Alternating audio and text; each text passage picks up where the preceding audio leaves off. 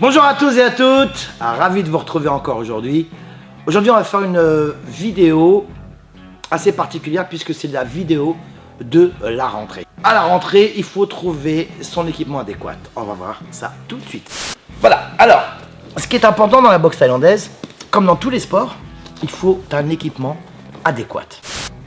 En ce qui concerne les gants, faites attention à utiliser des gants qui vous correspondent, à votre main. Vous avez du 6, très rarement utilisé, en général c'est pour les enfants, ou les filles qui ont des toutes petites mains, hein.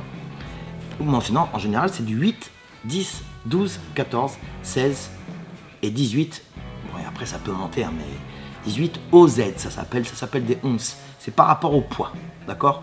Voilà, faites attention à ça, essayez le gant toujours avant de l'acheter, hein. Faut bien regarder que le gant vous va bien, qu'il soit pas trop serré, mais pas trop large non plus. Voilà, faut que vous le sentiez comme un gant.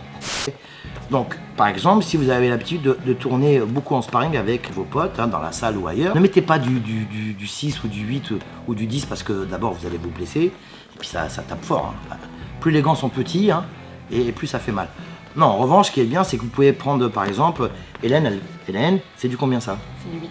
Ça, c'est du 8. Voilà, Hélène, elle a une petite main, hein, toute petite main. Normalement, elle devrait avoir du 6. Elle prend du 8. C'est parfait pour elle. Elle peut faire combat. C'est pas trop lourd. Ça lui protège la main, protège le poignet. C'est parfait. Moi, par exemple, qui prend du 10, 12, si je devais tourner avec des ailes, je mettrais du 14 ou du 16 pour ne pas blesser mes partenaires, mais surtout pour ne pas blesser les mains inutilement. Voilà, je ne me blesse pas les mains. Et en plus, je peux travailler de manière beaucoup plus fluide, détendue, quoi. Je suis pas en stress. Voilà.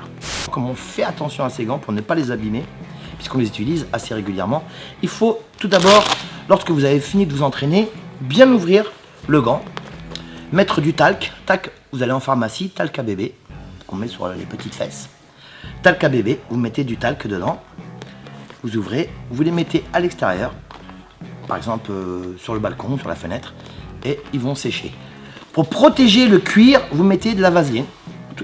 Vous mettez une petite noisette de vaseline comme ça, que vous étalez et que vous faites sécher. Il faut prendre soin de son équipement. Tout d'abord parce que ça coûte cher, et de deux parce qu'il vous appartient. Alors, Hélène préfère mettre des mitaines, c'est très bien les mitaines, ou alors les bandes. Dans une prochaine vidéo, je vous montrerai comment on met ces bandes. Ok? Mitaines pour protéger les phalanges, le poignet, la main, quoi. Voilà. Bien entendu, la corde. Alors ça, c'est la base de la boxe. Je devrais dire même la base de tous les sports, en fait.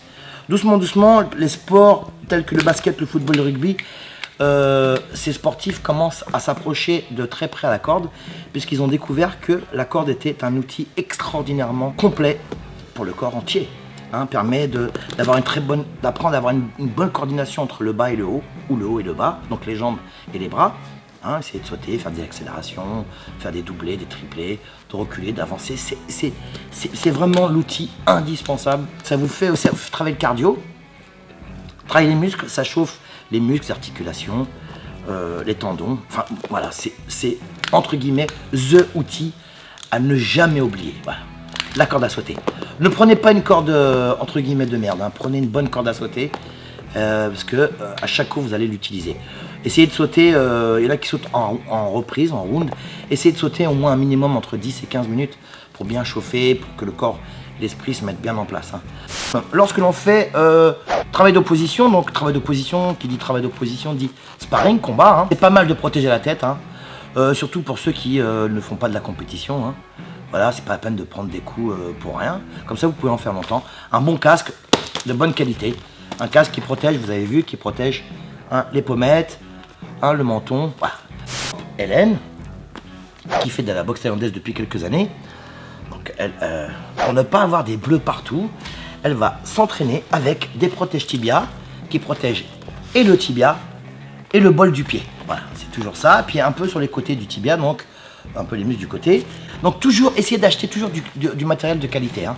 C'est très important parce que lorsque vous achetez du matériel où la qualité est moindre et la qualité est inférieure à ce que ça devrait être, vous allez dépenser de l'argent toute l'année. Alors que si vous achetez par exemple une paire de protège tibia de très bonne qualité, bon, vous allez le garder très longtemps. Donc finalement vous êtes gagnant. Protège tibia.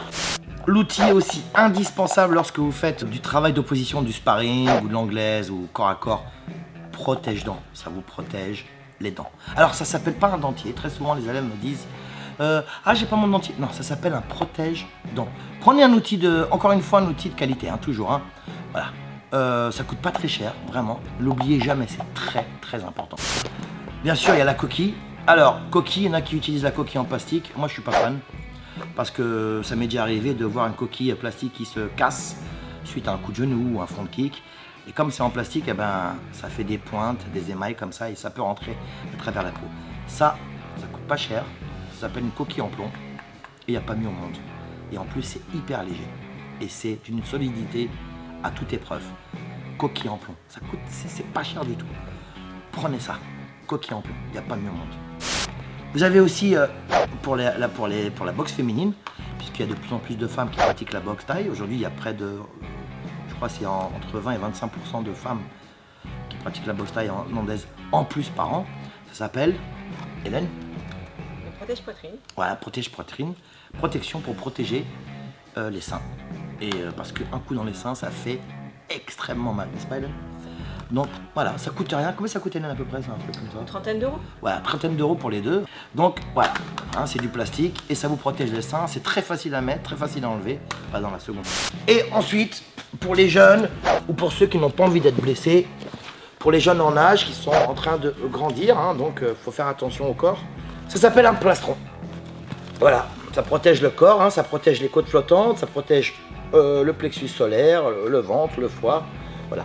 Et puis ça va, hein, c'est assez épais, c'est pas très lourd. Bon, c'est vrai que cela dit, quand il fait un peu chaud, c'est un peu étouffant, mais ça protège. Voilà. Donc pour les enfants, pour les pré-ados ou les ados, c'est pas mal de travailler avec ça pour ne pas se blesser inutilement.